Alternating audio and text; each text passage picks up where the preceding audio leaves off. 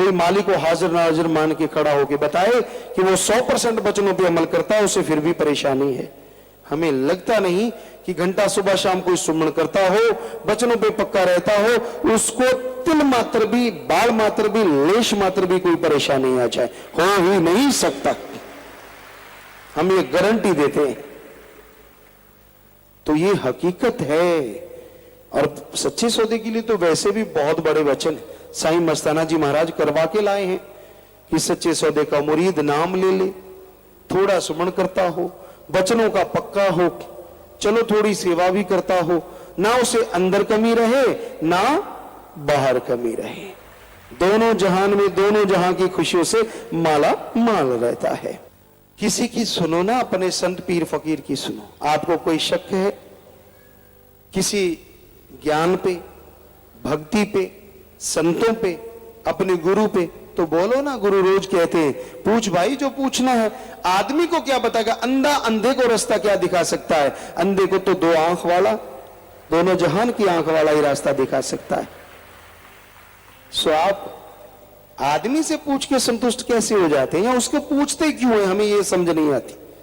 रूहानियत की बात कोई आदमी आपको उतना गाइड नहीं कर सकता जितना गुरु परफेक्ट रूप में गाइड कर सकता है, क्योंकि उसने अपना मसाला लगाना ही है, अपने नंबर बनाने ही, अपनी मान बढ़ाई करनी है। जिस आदमी से आपने पूछना है तो गुरु पीर फकीर से पूछो, आपको पता चल जाएगा कि हकीकत क्या है, कहां कमी है। वैसे बेपरवाह जी के वचन हैं, उन्हीं के वचन वही करवा रहे हैं कि सत्संग में कोई सवाल रहता नहीं, अगर आदमी ध्यान से सुन ले हर सवाल का जवाब मिलता रहता है। अगर ध्यान से ही ना सुने, ख्याल कहीं और हो। अब एक आम आदमी बैठा हो, उसके सामने लोग बैठे हैं, तो कुछ एक लोगों का तो वो भी बता सकता है कि ये सुनते टाइम किधर किधर ध्यान होता है। जैसे स्कूल में टीचर लेक्चरर होते हैं, हम भी पढ़े हैं, बैक बेंचर्स जो पीछे वाली सीटों पे होते हैं, तो हम तो अगर बेपरवाह जी की रहमत थी आगे होते थे। मॉनिटर वगैरह क्लास के कई बार होते थे, कई बार नहीं होते थे, लेकिन ऐसा आगे ही होता था। तो ये होता था कि जैसे टीचर लेक्चरर या कोई टीचर वो लिख रहा है बोर्ड पे या कुछ बात बता रहा है, तो उनकी अपनी शरारतें जहाज बना के छोड़ दिया। एक गोली सी बनाई कागज की, उसके ठा, दूसरे ने वो स्लेटी उठाई, दूसरे के ठा, तो ये सिस्टम चल रहा होता पीछे। अब टीचर की निगाह पड़ जाती, खड़ा हो रे, खड़ा हो गया, फिर बेंच पे खड़ा सबके सामने, आगे वाले बेंच पे आ जा, पीछे वाले पे नहीं। फिर वहां कभी खाज कर ली, कभी शर्म में ऐसे, क्यों शर्म आ रही है, बड़ा तीर मारा था ना, शर्म तो आनी है। तो ऐसे ही वो तो एक टीचर अपने कमरे में 40-50 लोगों को देख के बता सकता है, तो पीर फकीर के सामने जब आप सत्संग में बैठते हैं, तब फकीर नहीं तो लाम अल्लाह मालिक की निगाह में जब आप बैठते हैं, तो ये कैसे संभव है कि वो आपकी हर सोच, आपकी हर हरकत को नहीं जानता? जैसा करोगे फल वैसा मिलता रहेगा। इसलिए कम से कम सत्संग में जब आओ, छोड़ दो अपनी चालों को, छोड़ दो मन की चालों को। क्यों पांव पे एक लहड़ा मार रहे हो, क्यों बेड़ी में बट्टे डाल रहे हो? क्योंकि आप गुनाहगार बनते जाओगे और फिर उसका फल भोगोगे तो बड़े कुरलाओगे, चिल्लाओगे। तो सत्संग में कम से कम जीव जब बैठे, ध्यान से पीर फकीर की बात सुने।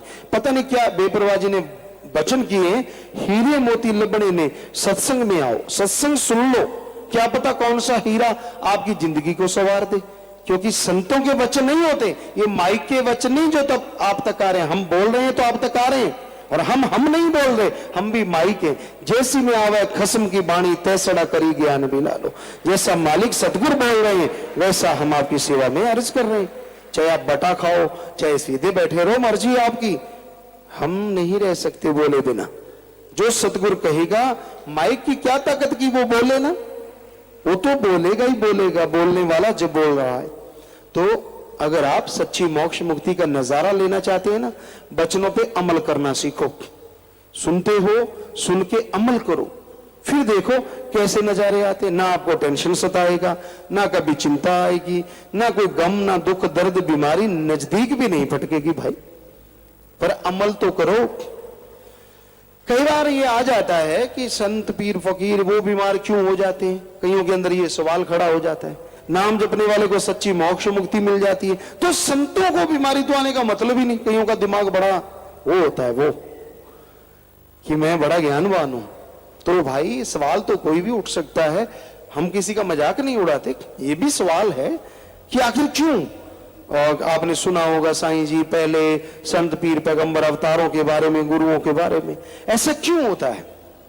संत आपके लिए बता दे होते क्या है। तरवर फल नहीं खाते है, सरोवर पीव न नीर, परमार्थ के कारणे संतन भयो शरीर। तरवर पेड़ पौधे कभी फल नहीं खाते और सरोवर समुद्र कभी पानी नहीं पीते। वो दूसरों के लिए ही पानी और फल लेके आते हैं। उसी तरह संत पीर फकीर अपने लिए नहीं जीते, वो सारे संसार के लिए जीते हैं। उनका गम, उनका दुख, उनका बोझ मालिक उनसे उठवाता है। संतों में कोई ताकत नहीं होती, तो फिर वो उस बीमारी के रूप में, उस परेशानी के रूप में या उस दुख तकलीफ के रूप में सामने आ जाता है। वरना संतों को इन चीजों से क्या लेना देना। उनकी आत्मा तो मालिक से जुड़ी होती है और वो तो रूहानी मंडलों पे ही रहती है। वो मालिक उनसे काम लेते हैं। तो ये शरीर जो कि 5 तत्व का पुतला है, इस तरह से बीमारियां या इस तरह की लगता है कि ये परेशानी है जी, फलां है, धींकड़ है, ना उनको कोई परेशानी, ना उनको कोई भय, ना उनका किसी से बैर विरोध, ना किसी को मारना, ना किसी को तड़फाना, सबके लिए मालिक से दुआ करना। उनको गालियां देने वाले को भी संत दुआ करते हैं और आदमी दुआ नहीं कर सकता। तो संतों को किसी से क्या लेना देना है। ये अलग बात है कि संतों को रोकने के लिए लोग तरह तरह की शातराना चालें चलते रहते हैं। ये करो जी, वो करो जी, फलां करो जी, रोक दो जी, ये हो जी, वो हो जी, फलां हो जी। पर जिसके सिर ऊपर तो स्वामी, जिसके सिर के ऊपर स्वामी, और स्वामी का जो काम करने आता है, स्वामी जब चाहता है कि वो काम होगा तो वो 100% काम होगा।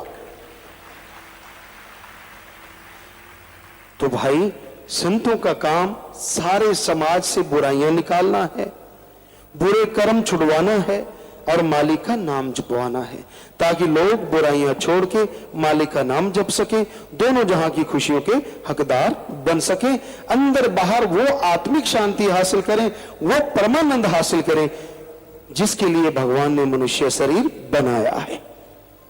तो आप एहसास कर सकते हैं, आप मालिक की दया में रहमत को हासिल कर सकते हैं। बस वचन सुन के अमल किया करो।